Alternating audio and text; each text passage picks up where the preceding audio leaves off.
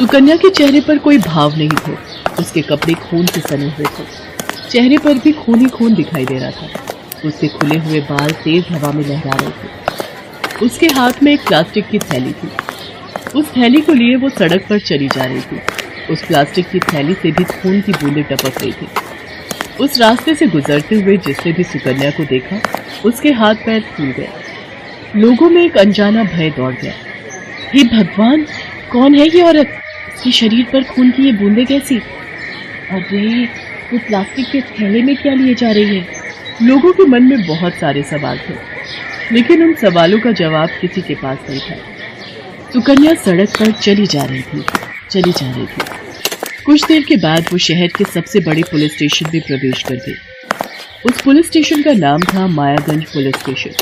Police station में उसके प्रवेश करते ही वहां भी हड़कंप मच गया। अरे कौन है ये औरत? इसका कहीं एक्सीडेंट हो गया क्या? ये कहानी कुछ और है। वे दोनों हवलदार बातें कर ही रहे थे कि सुकन्या उनके पास आई और उनसे बोली, इंस्पेक्टर साहब कहाँ हैं? इंस्पेक्टर साहब, क्या काम है उनसे? वो मैं उन्हें बताऊंगी। सुकन्या को लेकर दोनों हवलदार इंस्पेक्टर अर्जुन के पास गए। इंस्पेक्टर अर्जुन ने भी जब अपने सामने खून से सनी एक महिला को देखा तो वो भी सकते में आ गए। कौन हो तुम? साहब, मैं सुकन्या हूँ, मुझे गिरफ्तार कर लीजिए। गिरफ्तार कर लूं? पर किस जुर्म में? साहब, मैंने एक राक्षस का वध कर दिया है। राक्षस? हाँ साहब, राक्षस, बहुत खूंखार राक्षस। मैंने वध कर दिया उसका। तुमने किसी को जान से मार दिया? मारा नहीं साहब, वध कर दिया। अगर नहीं करती तो मैं मर जाती। उसके बाद सुकन्या ने अपने हाथों में लिए प्लास्टिक की थैली को इंस्पेक्टर अर्जुन की तरफ बढ़ाया। ये क्या है? यही है वो राक्षस। उसका वध करके मैंने इसका सिर काटकर इसमें डाल दिया है। मैंने जुर्म किया है, मुझे गिरफ्तार कर लीजिए। लेकिन मुझे इस बात का कोई अफसोस नहीं है। मैं बहुत खुश हूं, बहुत ही ज्यादा। सुकन्या, क्या हुआ तुम्हारे साथ? तो मुझे खुलकर बताओ। सुकन्या के पति का नाम था राकेश, उसकी सास का नाम था सुमित्रा। राकेश और सुमित्रा दोनों की आस्था एक साधु में बहुत ही ज्यादा थी। वे दोनों उस साधु से बिना पूछे कोई काम नहीं करते थे। यूं कहिए कि उस साधु का ही राज चलता था सुकन्या के घर में। सुकन्या को अब भी याद है, जब वो पहली बार उस साधु के आश्रम में गई थी तो वो उसे कैसी भूखी नजरों से घूर घूर कर देख रहा था। सुकन्या, ये अधीरानंद जी बहुत ही पहुंची हुई शख्सियत हैं। ये तुम्हारा भूत भविष्य वर्तमान सब कुछ ये पल में बता देते हैं। चलो प्रणाम करो इन्हें। प्रणाम बाबा। खुश रहो और सबको खुश रखो। ये जीवन इसीलिए तो मिला है। अधीरानंद ने जब ये बात सुकन्या को बोली तो उसके चेहरे पर एक शैतानी मुस्कान थी। उस दिन आश्रम में सुकन्या की सास ने अधीरानंद को अपने घर पर इनवाइट किया, क्योंकि राकेश एक नई दुकान शुरू करने वाला था और बिना अधीरानंद जी के आशीर्वाद के वो बिजनेस शुरू नहीं करना चाहता था। देखो सुमित्रा, तुम्हें तो पता है ना कि हम कितना व्यस्त रहते हैं। आश्रम में भी लोगों का आना जाना लगा रहता है, लेकिन तुम हमारी पुरानी भक्त हो, इसलिए तुम्हारे लिए मैं समय जरूर निकालूंगा। तय तारीख पर अधीरानंद अपनी महंगी सी कार में सुमित्रा के बेटे राकेश की दुकान पर पहुंचे। जैसे ही वो वहां पहुंचे, सुमित्रा और राकेश उनकी अगुवाई के लिए खड़े हो गए, लेकिन वो दुकान के अंदर नहीं गए। दुकान को बाहर से ही देखकर उन्होंने कहा कि मुझे ये जगह कुछ जम नहीं रही है।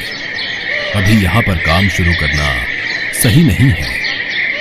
मुझे यहाँ एक तांत्रिक क्रिया करनी होगी, तभी ये जगह पवित्र हो पाएगी और तुम अपना काम शुरू कर सकते हो। कितने पैसे खर्च हो जाएंगे बाबा? 1.25 लाख रुपए लगेंगे। उसके बाद तो इतने पैसे तुम हर दिन कमाओगे। सारी तैयारी होने के बावजूद उन लोगों ने दुकान की ओपनिंग टाल दी। राकेश, आप समझते क्यों नहीं है? अरे पहले से ही इतना उधार ले रखा है आपने इस बिजनेस के लिए, और अब 1.25 लाख रुपए और उधार लेंगे उस पूजा के लिए जो उस बाबा ने बताई है। सुकन्या, अधीरानंद जी ने जो कहा है वो तो करना ही होगा ना? देखिए राकेश, अपनी दुकान मार्केट के बीचों बीच है, वो तो वैसे भी चलेगी। अब इसके लिए पूजा की क्या जरूरत? तभी वहां पर सुमित्रा आ गई। क्या बात है, तुम दोनों किस बात पर बहस कर रहे हो? राकेश ने अपनी माँ को सारी बातें बता दी। उसकी बातों को सुनकर सुमित्रा आग बबूला हो गई। बहू, तुम्हें पता भी है अधीरानंद बाबा कौन है, और उन्होंने जो कह दिया वो पत्थर की लकीर है। अगर उसके खिलाफ कुछ करोगी तो हम बहुत बड़ी मुसीबत में फंस जाएंगे। अरे लाखों लोग भक्त हैं उनके। अब सुकन्या क्या कहती। 1.25 लाख रुपए लगाकर राकेश ने पूजा करवाई। दुकान तो पहले से ही सही जगह पर थी तो वो खूब चलती थी, लेकिन राकेश और सुमित्रा को लगता कि ये सब बाबा के प्रताप के कारण है। एक दिन की बात है, सुमित्रा कहीं बाहर गई हुई थी और राकेश दुकान पर था। तभी दरवाजे पर दस्तक हुई। सुकन्या ने दरवाजा खोला। सामने अधीरानंद खड़े थे। अरे बाबा आप आइए आइए। अधीरानंद घर के अंदर आकर बैठ गया। बाबा माँ और राकेश तो है नहीं। मुझे पता है, मैं तुमसे मिलने आया हूं। मुझसे? हाँ, क्यों? मैं तुमसे मिलने नहीं आ सकता क्या? हाँ, क्यों नहीं आ सकते। सुनो, जरा अपने नर्म और गोरे गोरे हाथों से शरबत बना दो, मेरा गला सूख रहा है। अधीरानंद के मुंह से ऐसी बात सुनकर सुकन्या का माथा ठनका। वो किचन में शरबत बनाने चली गई। जब वो शरबत बना रही थी तभी अधीरानंद पीछे से आ गया और उससे कहा, तेरे पति का काम कैसा चल रहा है? जी अच्छा चल रहा है बाबा। बाबा आप यहाँ रसोई में क्यों आ गए? आप वहीं बैठिए ना। अरे हम थोड़ा तुम्हें और भी नजदीक से देखने और महसूस करने आ गए। ये कहकर अधीरानंद ने सुकन्या का हाथ पकड़ना चाहा। ये क्या कर रहे हैं आप? दूर हटिए दूर, नहीं तो मैं शोर मचाऊंगी। सुकन्या पागलपन मत कर। देख, तेरी किस्मत अच्छी है कि मैं तुझे भाव दे रहा हूं। आप अभी के अभी यहां से निकल जाइए, नहीं तो बहुत बुरा होगा। ये कहकर उसने किचन में पड़ा चाकू उठा लिया और उसे अधीरानंद की ओर दिखाते हुए कहा, हटिए नहीं तो चाकू पेट में उतार दूंगी। तू सही नहीं कर रही है, तुझे मेरी बाहों में आना ही होगा। और देखना, तेरा पति और तेरी सास ही तुझे मेरे पास भेजेंगी। अधीरानंद की इस गंदी हरकत के बारे में जब सुकन्या ने उस रात अपने पति और सास को बताया तो दोनों उस पर बरस पड़े। अरे क्या दिक्कत है तुम्हें अधीरानंद जी से? जब देखो उनके पीछे पड़ी रहती हो, उनकी बुराई करती हो। तुम्हारा दिमाग तो ठीक है ना? ये तुम कैसी बातें कर रहे हो? उसने तुम्हारी पत्नी के साथ बदतमीजी करने की कोशिश की और तुम हो कि तुम उसी का पक्ष ले रहे हो। वो इसलिए बहू क्योंकि तुम्हारा दिमाग खराब हो गया है। पता है अधीरानंद जी की कितनी महिलाएं भक्त हैं, वो महिलाओं का कितना सम्मान करते हैं, तुम्हें पता है? देखो, आज के बाद इस घर में मैं उनके खिलाफ एक शब्द भी नहीं सुनूंगी। बात आई गई हो गई। इस बीच अधीरानंद कई बार फिर से राकेश और सुमित्रा की अनुपस्थिति में सुकन्या के घर आता और उससे बदतमीजी की कोशिश करता। सुकन्या जब इसकी शिकायत अपने पति और सास से करती तो वो उसका मुंह बंद करा देते। ये लोग तो मेरी बात सुनने के लिए तैयार ही नहीं है। अपनी पत्नी और बहू की बात इन्हें झूठ लगती है और उस ढोंगी की बात सच। समय बीतता गया। सुकन्या की शादी को 2 साल हो गए लेकिन उसकी गोद नहीं भर रही थी। अधीरानंद ने राकेश और सुमित्रा के दिमाग में ये बात डाल दी कि सुकन्या कभी मां नहीं बन सकती। तुम्हारी बहू के ऊपर कोई दोष है, इसलिए वो कभी मां नहीं बन सकती। इसका उपाय क्या है बाबा? उपाय ये है कि उस दोष के निवारण के लिए एक पूजा करनी होगी, और वो भी अमावस्या की रात को। और उस रात सुकन्या को अकेले ही आश्रम में रहना होगा। मैंने इस पूजा के द्वारा कईयों की गोद भरी है। राकेश और सुमित्रा सुकन्या के लाख मना करने के बावजूद उसे आश्रम में छोड़कर वापस आ गए। अधीरानंद तो यही चाहता ही था। उस रात उसने सुकन्या से बदतमीजी शुरू कर दी। हटो, दूर हटो मुझसे, नहीं तो आज तुम्हारी वो गत करूंगी कि तू किसी को मुंह दिखाने लायक नहीं रहेगा। अरे मुझ में कांटे लगे हैं क्या? देख, खुश रहो और सबको खुश रखो, और मैं तो तेरा भला करने वाला हूं। तेरी गोद में कुछ दिनों बाद एक बच्चा खेलने लगेगा। ये कहकर अधीरानंद ने सुकन्या को अपनी बाहों में भरना चाहा, लेकिन सुकन्या तो आज पूरी तैयारी करके आई थी। उसने अपनी साड़ी में छिपाया खंजर निकाला और उस खंजर से एक ही वार से अधीरानंद का सिर काट दिया। तूने हद कर दी थी अधीरानंद, हद। मैंने बहुत सहा, मेरा किसी ने साथ नहीं दिया, इसलिए आज मुझे तेरा वध करना पड़ा। तू औरत को समझता क्या है? औरत शक्ति है, शक्ति, उसे कमजोर मत समझ। इंस्पेक्टर अर्जुन और थाने के सभी लोगों की आंखों में अधीरानंद को लेकर बहुत गुस्सा था। सभी के जहन में एक ही बात चल रही थी कि सच में सुकन्या ने कोई हत्या नहीं की, वध किया है। सुकन्या ने जज के सामने सारी सच्चाई रखी। और अधीरानंद की हत्या का कारण बताया। सुकन्या को 5 साल की सजा तो हुई, लेकिन उसे संतोष था कि उसने एक राक्षस के बोझ से समाज को मुक्त कर दिया। माला सोकर उठी तो उसकी सहेली गुंजा आ गई। माला चलना है फिर? बता, मैं तो कल भी गई थी प्रवचन सुनने के लिए, और सुना है आज बाबा अपनी सिद्धियों से हम सबकी इच्छाएं पूरी करेंगे। मैंने तो सोच लिया है, कितने समय से मेरा अपने पति के साथ झगड़ा चल रहा है। बाबा को बोलूंगी कोई ऐसा मंत्र फूंक दे ताकि मेरा पति मुझे प्यार करने लगे। चल ना, आज तेरे पास भी अच्छा मौका है जाने का, और चाची को भी ले चल। नहीं नहीं गुंजा, मुझे इन सब तांत्रिक बाबा वगैरह पर कतई विश्वास नहीं होता। मैं ये सब नहीं मानती कि वो तुम्हारे घर की परेशानियों को दूर कर सकते हैं। मैं नहीं जाऊंगी, तू चली जा। ठीक है, मैं चली जाती हूँ, पर देखना मेरा काम बनेगा ना, तब तू भी जाएगी। क्या हुआ माला बहू, ये गुंजा क्यों आई थी? वही कोई बाबा आए हुए हैं तो उनके पास जा रही थी। बोल रही है बड़े पहुंचे हुए बाबा हैं, सारी परेशानियां दूर कर देते हैं। इसके घर में लड़ाई झगड़े होते हैं, उन्हें ठीक करने के लिए उन बाबा के पास गई है। अच्छा, क्या पता पहुंचे हुए बाबा हों और इसकी परेशानी दूर हो जाए तो अच्छा रहेगा। क्या माँ जी, आप भी गुंजा की भाषा बोलने लगी। तभी माला का पति रमेश आ जाता है। राम राम अम्मा। जुग जुग जियो बेटा, आ गए। कैसा रहा सफर? सब बढ़िया रहा माँ। तुम बार बार कहती थी ना तुम्हारी चप्पल पुरानी हो गई है, देखो मैं तुम्हारे लिए नई चप्पल लाया हूँ। ये तो बहुत सुंदर है। बहू के लिए नहीं लाया? लाया हूँ माँ, माला के लिए भी लाया हूँ, पहन कर देखो माला। हाँ देखती हूँ। अचानक उसकी नजर उस अखबार पर पड़ती है जिसमें चप्पल लिपटी हुई थी। माला उसमें छपी एक फोटो और खबर पढ़ने लगती है। चिपकू बाबा जिसकी तलाश पुलिस पिछले 1 महीने से कर रही है। ये बाबा गांव-गांव घूमकर वहां की भोली भाली औरतों को अपना निशाना बनाता है, और कहा जा रहा है कि ये उनके साथ गलत व्यवहार भी करता है। जब औरतें इसके चंगुल में फंस जाती हैं, तब ये उन्हें लूटकर उनकी सारी धन दौलत लेकर भाग जाता है और एक नया ठिकाना ढूंढता है।